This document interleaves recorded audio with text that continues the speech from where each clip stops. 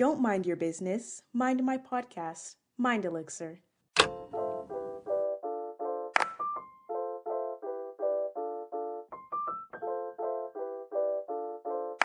Hi, I'm Ayoka, and welcome to or back to my podcast, Mind Elixir. So I know, long time no see, or a long time no hear, I guess. I don't know. So yeah, I haven't been here for a while.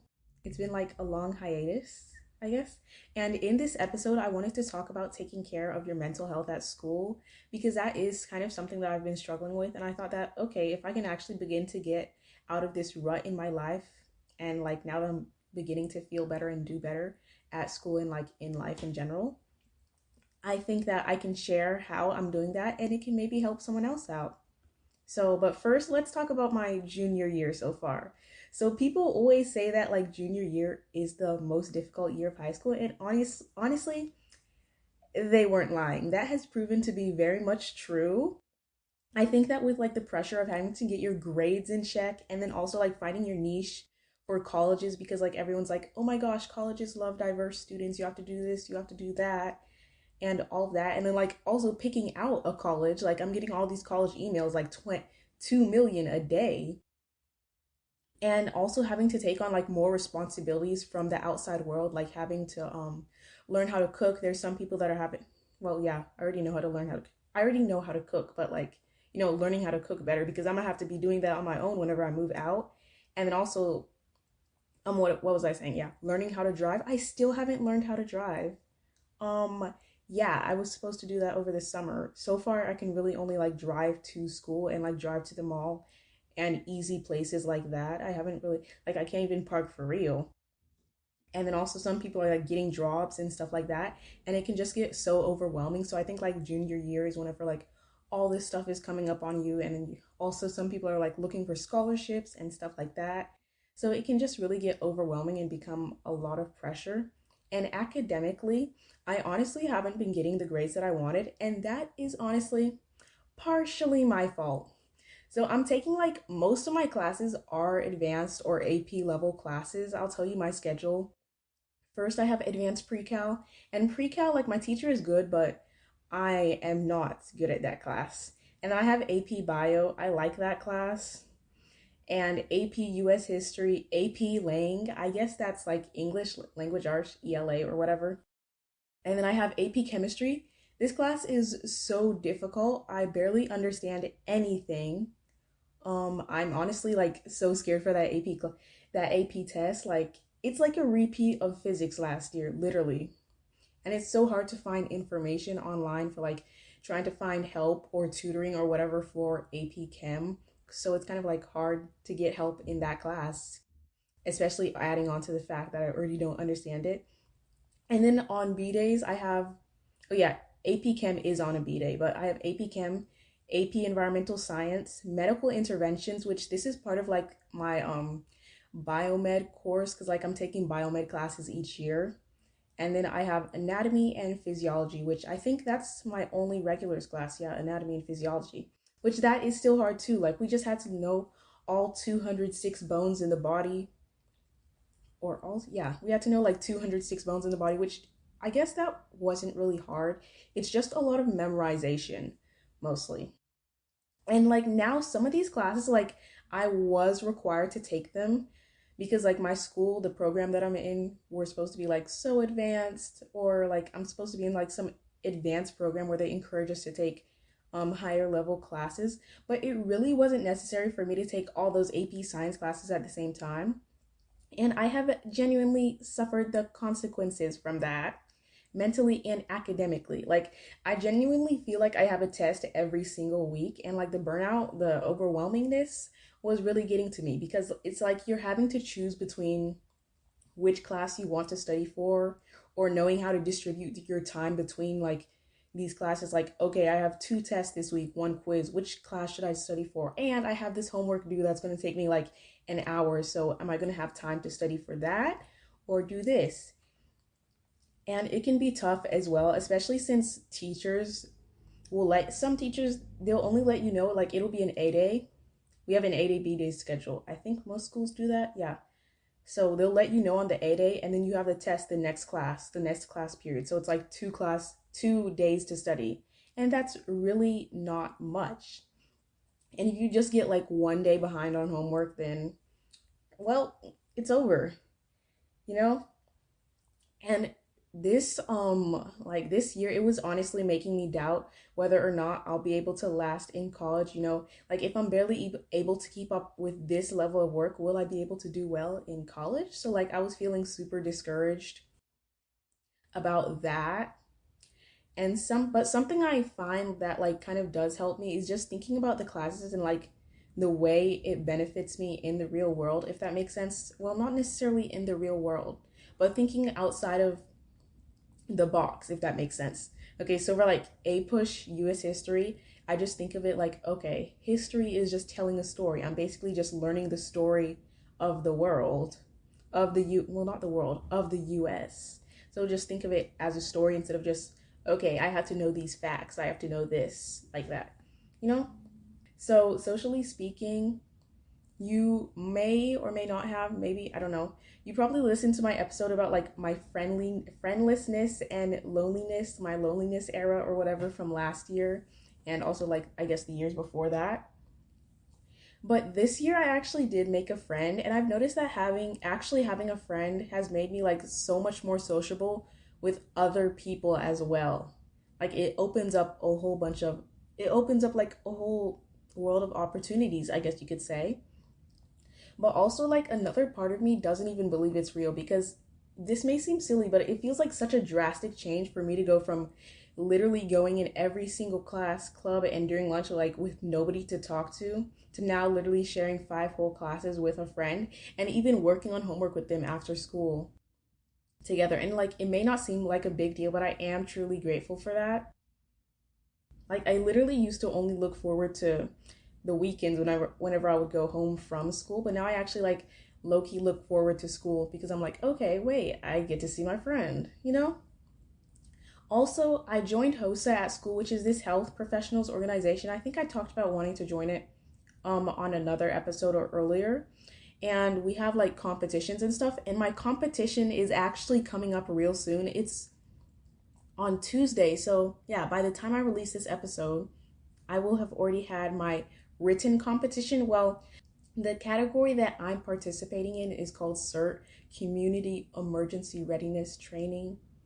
And it's just like, I don't know. I don't really know how to explain it. It's like for disaster preparedness and stuff like that. I have to learn a whole bunch of stuff about that. I'm probably going to go study for it after this. And yeah, I'm actually also participating with doing that with my friend. We're on like the same team, we're partners. So that will be fun if I can even pass the test because it was a lot to learn. And I'm doing that on like a short time frame. Also, I don't know whether I actually have or whether this is just in my mind, but I feel like this year I've been volunteering a lot more. And volunteering it can actually be fun. Or well, not that I'm saying it wasn't not fun, but sometimes I feel like last year I would just get tired of volunteering.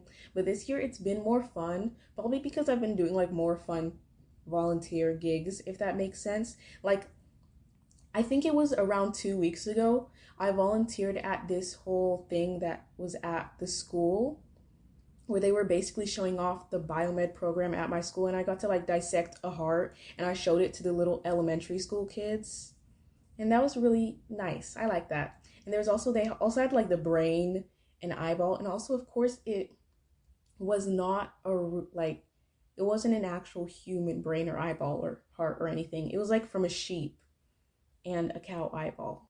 So that was really fun. And what else was I gonna say? Oh, you can probably see on like if you're watching this on Spotify or YouTube, it may seem like there's a purple tint, and yeah, that's because I have this purple alarm light thingy that's super bright, but I don't know if you can tell or not, but I thought it was cool. Now, finally, I wanted to talk about some things that I'm doing this year because like my mental health this school year has been pretty bad and I'm trying to improve it and get better. So here are some tips or things that you can do to improve your mental health. The first thing I want you to remember is that whenever you're trying to feel better after like having a few bad mental health days, you should always try and take things slow. Like, don't expect yourself to just bounce right back and feel 100% great, 100% like holly jolly or whatever after like barely being able to get out of your bed for every day for like 2 weeks or whatever. Because honestly, that's how I felt. Like, I honestly don't even know how I was able to go to school. Like, it was just like I would go to school and then I would come home, maybe do my homework for a little bit, and then go to bed. Like, I had no motivation, no will, no drive to do anything else. Like, I was barely even doing my hobbies or the things I liked anymore.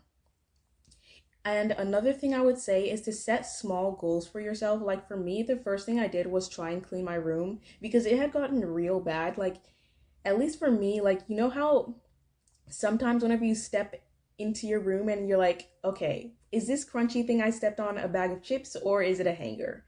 Hopefully you don't know how that feels, but that was like literally me. And then also there's the fact that one day I almost slipped on my belt and it was like, okay, this all this junk has got to go. I need to clean this up real quick. And I just cleaned up my room and now it's like looking much better. And that made me feel much better because I feel like whenever my room is congested, that kind of represents me mentally, if that makes sense. So I cleared all that junk up out of here. And yeah, now my room looks much better. Like, I literally wasn't even sleeping on bed sheets. I just had my comforter on my bed, like no pillowcase, no bed sheets, just my comforter. It was that bad. And yeah, so set small goals for yourself and like maybe make a list of things that you can do to try and feel better or try and get your life together. Like, maybe you need to clean your room, maybe you need to email this teacher about an extension on a homework assignment or ask someone for help doing this. And just try to do that, set those small goals so that eventually you can start to get your life back together. And what I'm trying to say is to get out of this all or nothing mindset. Like, your progress to feeling better, to getting better mental health isn't going to happen overnight, and that's okay because like everybody has bad days. We all have like our own little setbacks, these little bumps in the road. But one bad day doesn't mean you have to give up. In fact, like, one bad moment doesn't even have to turn into a bad day. Because if something bad happens, like, I know for me, it can just feel so heavy and like crushing sometimes that I just want to like spiral out of control for the rest of the day. And like, I just don't want to do anything. But I think that we need to be able to acknowledge and like say, just, okay, there's this bump in the road that happened. I see it, I acknowledge it, but I'm not going to let it take control of me for the rest of the day. I'm going to keep moving, keep going. You know? I hope that makes sense. I keep saying I hope that makes sense. Like, let me just keep going. Um, and the thing is that even if it may feel like, oh my gosh, today is so terrible. Oh my gosh, I'm having such a terrible week. You have survived every single one of your bad days. Like, you're still here, you're still living, thriving, surviving, whatever. Else, like, you obviously wouldn't be here listening to this. So you're going to get through this one as well. And that is just something to keep in mind, that I try to keep in mind. I also think that we need to like start having or like start scheduling, whatever, having scheduled breaks, because I noticed that my attention span has just become so severely fragmented. Like, I might go back to the Pomodoro method even because like what I've been doing so far has not been working great. Like, I was taking a break in the middle of my homework, doing my homework assignment, and then I would just randomly go to bed and like I hadn't even finished the assignment. So yeah, to prevent yourself from becoming overwhelmed or getting burnt out, make sure to take a break, take a pause, take a breather, like, okay, I have all this work to do. Let me take a break every 30 minutes, maybe every 45 minutes, whenever I finish this assignment. Just scheduling those breaks so that you don't just get carried away and then end up getting so overwhelmed or tired with everything you have to do. And yeah, because sometimes it can be like, oh my gosh, I have so much to get done. I have to do this. I have to do math. I have to do science. I have to do all of this. What am I gonna do? I have to write my scholarship essay. And like, you could just get so overwhelmed and you end up getting nothing done. So to try to like mitigate that from the beginning, make sure to incorporate short breaks throughout your day, or whenever like, or like maybe even like schedule like fun time out with friends on the weekends or whatever it may be. so that you just have these breaks in your life and you're not just like, your life doesn't just revolve around school, if that makes sense. Yeah, school or your work. Like work, play, work, what's it called? Work life balance. Yeah, that's what I'm trying to say. And so I know that for a lot of people, grades, ranks, all those things can be a huge stressor or a huge stress causer for people in school. And like, first of all, you don't have to be competitive with your other classmates. Like, everyone's just trying to do well. Like, we all have our own priorities. We all have to do this and that. And I know that there is a certain element of competitiveness at my school, at least I believe, because we get our ranks at the end of the semester, and people will be trying to figure out, okay, who has the top 10 ranks? And for me, everyone I know is like a better rank than me. And to hear them talking down on themselves and like, oh my gosh, I did so bad. And it's like, okay, if you think you did bad, then what would you think if you knew what I was? And the main thing that you should take away from this is the fact that grades, numbers, ranks, whatever, don't define your intelligence. Like, a few bad grades don't mean that your whole school year or your whole school career or whatever is ruined. And the thing is that I think is like, so many of us are taught to seek validation in our grades, but the key is that your worth doesn't lie within your grades. Like, I'm not saying to just be like, okay, fuck it, I don't care about my grades at all. Because yeah, grades do have some importance to it, but also remember that colleges aren't just looking for someone that has a great score on the SAT or ACT or has like all 100s, a perfect class rank, top 10 class rank or whatever. There are so many other qualities that you have to give, that you have to show about you as a person, instead of just like, okay, I got straight A's in my advanced chemistry class. So it's not just about grades. Like, basically what I'm saying, grades don't define your worth or whatever. And sometimes I feel like school isn't even really just about learning anymore. It's just about like, who can get the best grades, who can do the best on this. And yeah, that's that. So don't let such a limited thing, such as like the scope of these numbers, define who you are, like how you feel, and what you do with your life. Another thing that I would say to help with your mental health at school is to find your support group or people that you can talk to or go to, not just like whenever you're feeling bad, but anytime. Like, something I noticed that this year is that ever since I actually made a friend and have people that I can talk to this year, it's been, yes, it's been an adjustment in some aspects. Like, before, there was really no one for me to talk to about these small occurrences or happenings in my life. And it may seem like such a simple thing, but having someone to go to talk to things outside of the regular cycle of things that stress you out is so nice. Like, you can just be like, okay, I have this funny video I saw that was nice. Or like, oh, this thing happened to me today in class. Ha ha ha. Okay, that was really awkward. I don't know why I said that. And having people to talk to take your mind off of the bad things going on in your life or whatever is stressing you out, or to just like help uplift, it can help to uplift your mood or like improve your mood, so that it doesn't just feel like you're caught up in a cycle of woe is me, I hate school, I hate life, I hate everything. It's like that one quote where it's like, wait, what's the quote? Break the cycle today or the loop will repeat tomorrow. Also, whenever you feel like you're struggling in school, don't be afraid to ask for help.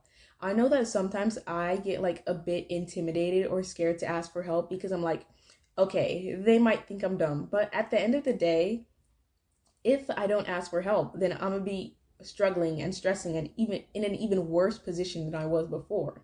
So, you might as well just ask for help. Whether that be from your teachers, your peers, parents, whoever is there and available. And most of the time, people won't even think you're dumb for asking for help. Like, if it's a good teacher, they'll probably be happy to help. But and speaking of asking for help, not just like on assignments, but outside of that, if you need like specific mental health accommodations at school, you should always like not be afraid to ask for that. Like, okay, I need to be in a quieter environment whenever I do my work. Can I go out in the hallway? Or I need extra tutoring before school on this subject. And I know that not all teachers will be the most understanding, but it can't hurt to try. The next thing that you may want to try to improve your mental health during this school year is like reducing your screen time. Now, I know that not all stuff on your phone is bad. So like don't yeah, let's not jump to conclusions. But with this, I'm more specifically talking about social media and like how comparison can play a role in like worsening your mental health.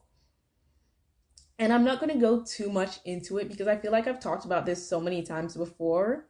But yeah, make sure you're using social media in a healthy way, that the accounts that you follow inspire, uplift, or motivate you to do better or be better.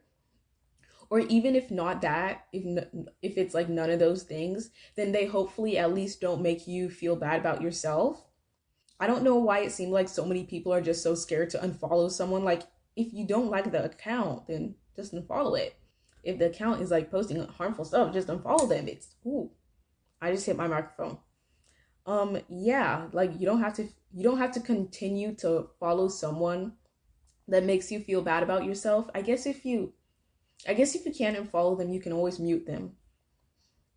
And I know that for me, I'll go on Instagram and I'll see, oh my gosh, look, she has so many friends, or oh my gosh, they're always out having fun. They look so photogenic. And I'm like, why can't that be me? Oh no. Like, even just today, not today, but like a few days ago, because today is Saturday. Okay, yeah, this Saturday after Thanksgiving, I was like looking at on Instagram. I was seeing all these people post their Friendsgiving thing, and I'm like, wait, I didn't know people actually did that. Because, okay, this may seem like a really silly moment of mine, but I thought that Friendsgiving was like just something that happened in the movies, like on TV shows. I didn't know people actually did that. I mean, I did, but it seemed like a millennial thing, if that makes sense. Like, but then I'm seeing people at my high school doing it, and I'm like, wait, hmm. Like, I thought that was an adult thing.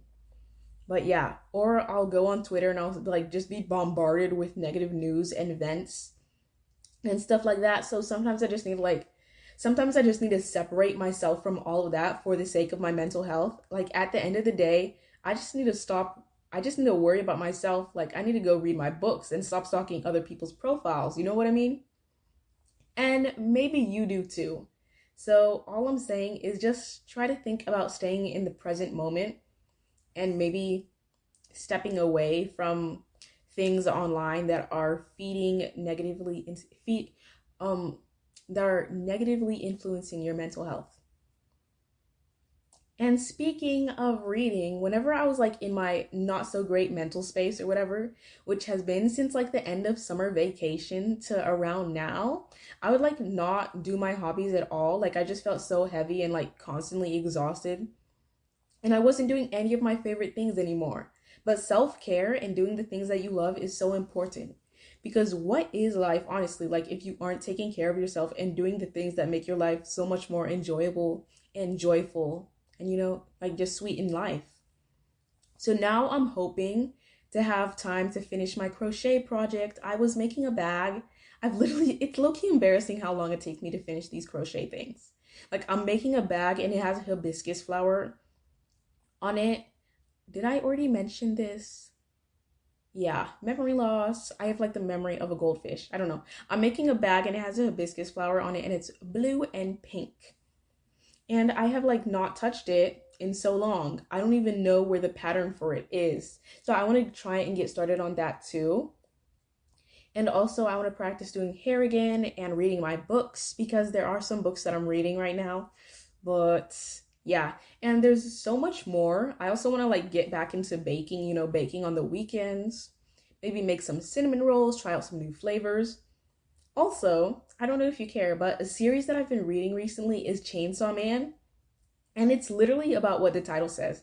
A man, or like, I guess a teen boy, yeah. That's part chainsaw, basically, because he fused with a chainsaw devil. And that sounds so outrageous and random, but yeah. Yeah, and now he's part of an agency that fights devils. Also, there's a show about it that's currently being made. I think like a few episodes are out right now. Anyway, Yeah, if you want to message me telling me about some of your own hobbies, you can always DM me on Instagram at mindelixir.podcast. My DMs are open. And yeah, also another thing that can be helpful is journaling because it can help you to just let go of and also express how you feel on paper because there may not always be things that you want to share with other people, or you may not have other people to share it with, you know? And yeah, I know that's for some people they journal every day, and some people it's more sporadic. I know that me, it's like it's I'm on a random journaling schedule. So yeah, here are the questions or the reflection notes or whatever that I made up. What are some positive coping methods that I can do in times of stress or intense sadness? What are some things that I can do now to make my future self proud? List 3 things that you're looking forward to today or this week. Also, I have a quote that I liked. The best revenge is making yourself happy and genuinely enjoying your own company. That feeling of being at home and peace with yourself. Oh, what the heck? Okay, I don't know if it's just me, but like I have this quote written down, but sometimes whenever I'm reading, I skip over words or my brain fills in random words. Like it's like my brain is predicting the word that's about to be in the sentence. So I read something else that's not there. And I don't know why, but that keeps happening more and more often. Hmm. So let me actually read it right this time. The best revenge is making yourself happy and genuinely enjoying your own company. That feeling of being at home and at peace with yourself is unmatched. And I got this from the Instagram page at We the Urban. They have like a bunch of good quotes and stuff like that, and I like them. So yeah, if you enjoyed this episode, leave a review on Apple Podcast or Spotify. I hope that this whole thing about improving your mental health during school was helpful, and you can like maybe put some of it into practice in your daily life. What did I talk about? Like, not letting your grades define you, journaling, asking for help, having a support group. I probably talked about other stuff, but I cannot remember it right now. Taking a break, stuff like that. I'm scrolling up. Letting go of that all or nothing mindset and setting smaller goals. And yeah, thank you so much for listening because obviously I know that you could be doing anything, but you're here with me in this like digital space on Spotify or Apple Podcast or Google Podcast or YouTube or whatever random platform you're listening to this on, that we on the internet listening to me.